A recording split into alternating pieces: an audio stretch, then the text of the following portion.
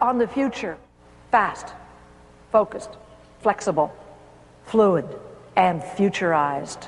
Those are the keys. That's where it's going. And each of you in your job, in your heart, in your mind, are going to have to define, what does that mean to you? How can you use those? How can you help your people understand them, to identify core values, core principles, keys and learning and capabilities that Ed was talking about, taking those 5 and then now breaking them down and saying, this is what we need to do. Now, how are we going to do it? Because that's what a leader tries to help others do, is to break down major factors, to identify them so that they are trainable, they are doable, and we can measure results based on what those principles are.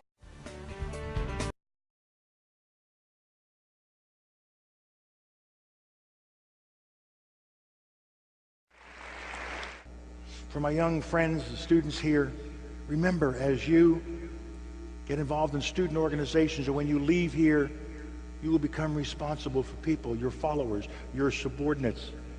Remember that they get the work done. And the role of a leader is to put people, human beings, in the best possible environment to achieve the purpose of the organization you're a part of. How do you go about doing that? At Fort Benning and throughout my career, they focused on just a couple of very simple things. One, have a clear sense of purpose, have goals, have a mission. Goals and mission are pretty good words. You see them all the time. You see them in PowerPoint presentations. But the word I prefer is have a purpose. The organization has to have a purpose. That's a more driven word. So when you take over an organization, whether it's an office of 3 or an army of 3 million, make sure you convey throughout the organization a sense of purpose. What are we here for? What do we do not just to make money? What do we do to make this a better society?